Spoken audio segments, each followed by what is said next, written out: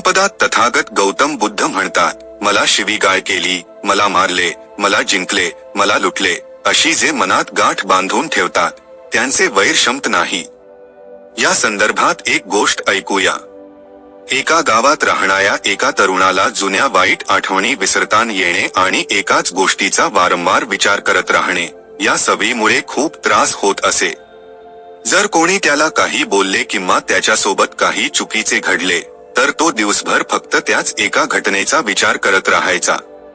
तीच गोष्ट निरंतर त्याच्या मनात घोळत राहायची. मग तो घडलेल्या वाईट घटनेसाठी आपल्या नशिबाला किंवा देवाला दोष द्यायचा, नाहीतर ज्या व्यक्तीने त्याला काही बोलले किंवा वाईट वागणूक दिली त्या व्यक्तीचा बदला घेण्याचे विचार करत बसायचा.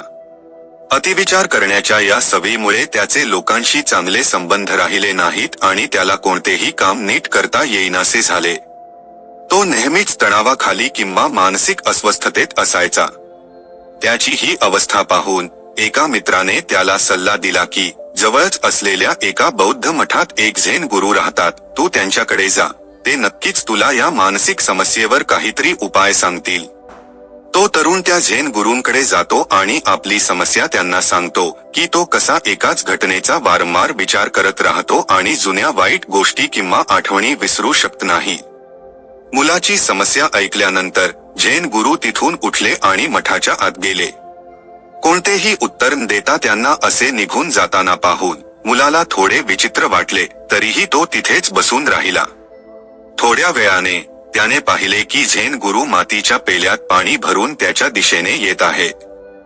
झेन गुरु मुलाजवळ येऊन उभे राहिले आणि मुलगाही त्यांच्यासमोर उभा राहिला.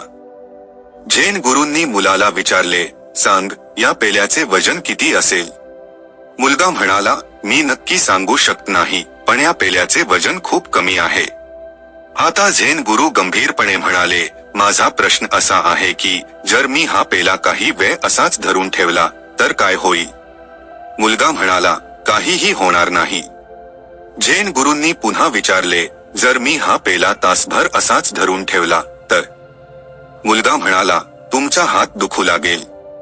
झेन गुरूंनी पुन्हा विचारले, जर मी हा पेला दिवसभर तसाच धरून ठेवला तर?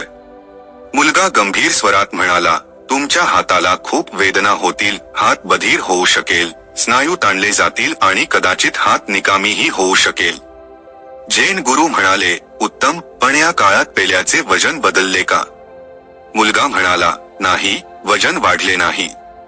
मग हाताला वेदना आणि स्नायूंना ताण का आला? झेन गुरूंनी विचारले. मुलाने उत्तर दिले, खूप वेळ धरून ठेवल्यामुळे. झेन गुरूंनी पुन्हा विचारले, आता या वेदनेपासून सुटका मिळवण्यासाठी मी काय केले पाहिजे?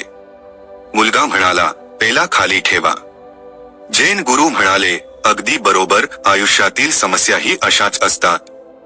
त्या थोडा वेळ मनात ठेवल्यास सर्व काही ठीक वाटतं, पण त्यांच्याबद्दल खूप वेळ विचार केला तर त्रास होऊ लागतो.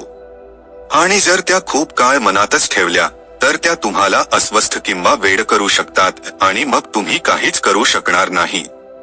त्या मुलाकडे बोट दाखवत झेन गुरु म्हणाले, आयुष्यातील भूतकाळातील चुका आणि घटनांचा विचार करणे महत्वाचे आहे, पण त्याहून महत्वाचे म्हणजे त्यातून शिकून पुढे जाणे.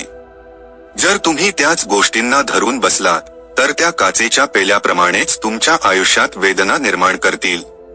जर तुम्ही आज भूतकाळाचाच विचार करत बसलात तर वर्तमान तुमच्या हातातून निसटेल आणि भविष्यात तुम्हाला पश्चात्ताप करावा लागेल. भूतकाळातील चुकांबद्दल पश्चात्ताप करण्यापेक्षा आजपासूनच तशी व्यक्ती बनण्याचा प्रयत्न करा आणि अशा चुका टाळा ज्याबद्दल भविष्यात पश्चात्ताप करावा लागेल. त्यामुळे चिंता करणे थांबवा आणि आजच्या कृतींवर लक्ष केंद्रित करा, कारण चिंता माणसाला चितेपर्यंत घेऊन जाते. म्हणून चिंता सोडून आनंदाने जीवन जगा.